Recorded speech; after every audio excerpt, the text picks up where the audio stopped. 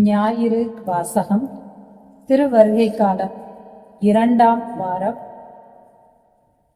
முதல் வாசகம். நேர்மையோடு ஏழைகளுக்கு நீதி வழங்குவார். இறைவாக்கினர் எசையா நூலிலிருந்து வாசகம்.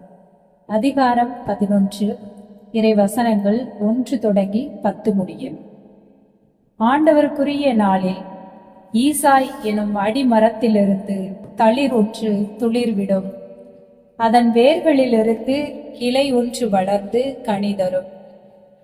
ஆண்டவரின் ஆவி அவர் மேல் தங்கியிருக்கும். ஞானம், மெய்யுணர்வு, அறிவுரை திறன், ஆற்றல், நுண்மதி, ஆண்டவரை பற்றிய அச்ச உணர்வு, இவற்றை அந்த ஆவி அவருக்கு அருளும்.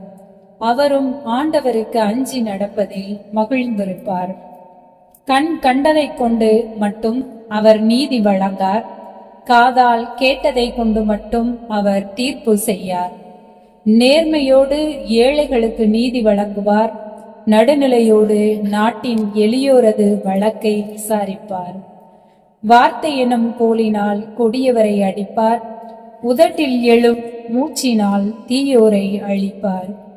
நேர்மை அவருக்கு அரைக்கச்சை, உண்மை அவருக்கு இடைக்கச்சை. அந்நாளில் ஓனாய் செம்மறியாட்டு குட்டியோடு தங்கியிருக்கும். அக்குட்டியோடு சிறுத்தை புலி படுத்துக்கொள்ளும். கன்றும் சிங்கக்குட்டியும் கொழுத்த காளையும் கூடி வாழும். பச்சிலம் குழந்தை அவற்றை நடத்தி செல்லும். பசுவும் கரடியும் ஒன்றாய் மேயும். அவற்றின் குட்டிகள் சேர்ந்து படுத்து கிடக்கும். சிங்கம் மாட்டை போல் வைக்கோல் தின்னும். பால் குடிக்கும் குழந்தை விரியன் பாம்பின் வலையில் விளையாடும். பால்குடி மறந்த பிள்ளை கட்டு விரியன் வலையினுள் தன் கையை விடும். என் திருமலை முழுவதிலும் தீமை செய்வார் எவரும் இல்லை. கேடு விளைவிப்பவர் யாரும் இல்லை. ஏனெனில் கடல் தண்ணீரால் நிறைந்திருக்கிறது போல மண்ணுலகம் ஆண்டவராம் என்னை பற்றிய அறிவால் நிறைந்திருக்கும். அந்நாளில் மக்களினங்களுக்கு சின்னமாய் விளங்கும் ஈசாயின் வேரை பிற இனத்தார் தேடி வருவார்கள். அவர் இளைப்பாறும் இடம் மாட்சி நிறைந்ததாக இருக்கும். இது ஆண்டவரின் அருள்வாக்கு. இயேசுவே உமக்கு நன்றி. 2ஆம் வாசகம். மக்கள் அனைவரையும் கிறிஸ்து மீட்கிறார். திருத்துதர் பவுல் உரோமையருக்கு எழுதிய திருமுகத்திலிருந்து வாசகம். அதிகாரம் 15, இறைவசனங்கள் 4 தொடங்கி 9 முடிய. சகோதரர் சகோதரிகளே, முற்காலத்தில் எழுதப்பட்டவை அனைத்தும் நமக்கு அறிவுரையாகவே எழுதப்பட்டன. தரும் மன உறுதியினாலும் ஊக்கத்தினாலும் நமக்கு எதிர்நோக்கு உண்டாகிறது. கிறிஸ்து இயேசுவின் முன்மாதிரிக்கு ஏற்ப நீங்கள் ஒரே மனத்தினராய் இருக்குமாறு மன உறுதியையும் ஊக்கத்தையும் தரும் கடவுள் உங்களுக்கு அருள் புரிவாராக. இவ்வாறு நீங்கள் அனைவரும் ஒருமனப்பட்டு நம் ஆண்டவர் இயேசு கிறிஸ்துவின் கடவுளும் தந்தையுமானவரை ஒருவாய்ப்பட போற்றி புகழ்வீர்கள். ஆகையால் கிறிஸ்து உங்களை ஏற்றுக்கொண்டது போல நீங்களும் ஒருவர் ஒருவர் ஏற்றுக்கொள்ளுங்கள். அப்போது கடவுளை பெருமைப்படுத்துவீர்கள். என் கருத்து இதுவே, கடவுள் உண்மையுள்ளவர் என்பதை காட்டுமாறு கிறிஸ்து விருத்த சேதனம் செய்து கொண்டவர்களுக்கு தொண்டரானார். மூதாதையருக்கு தரப்பட்ட வாக்குறுதிகளை உறுதிப்படுத்தவும் பிற இனத்தார் கடவுளுடைய இரக்கத்தை பார்த்து அவரை போற்றி புகழவும் இவ்வாறு தொண்டர் ஆனார். ஆகவே பிற இனத்தாரிடையே உம்மை போற்றுவேன், உமது பெயருக்கு புகழ் மாலை சாற்றுவேன் என இதை குறித்து மறைநூலில் எழுதியுள்ளது. இது ஆண்டவரின் அருள்வாக்கு. இயேசுவே உமக்கு நன்றி. நற்செய்தி வாசகம். மனம் மாறுங்கள், ஏனெனில் விண்ணரசு நெருங்கி வந்துவிட்டது. மத்தேயு எழுதிய தூய நற்செய்தி நூலிலிருந்து வாசகம்.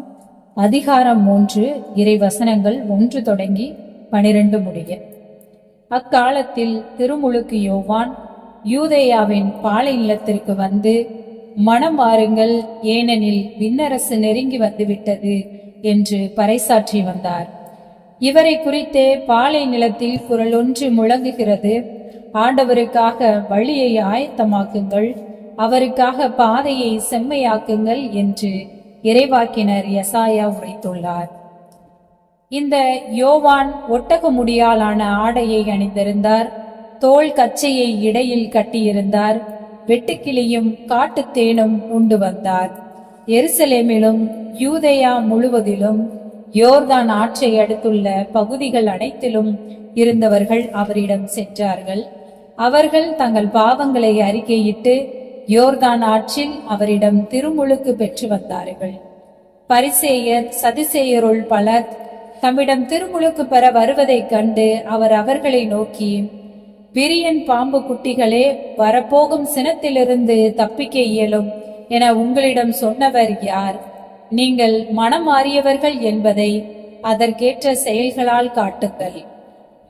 ஆபிரகாம் எங்களுக்கு தந்தை என உங்களிடையே சொல்லி பெருமை கொள்ள வேண்டாம்.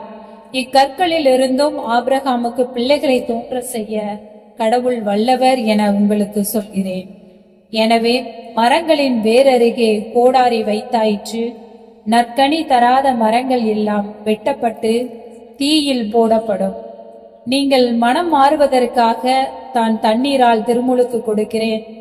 எனக்கு பின் ஒருவர் வருகிறார், அவர் என்னை விட வலிமை மிக்கவர்.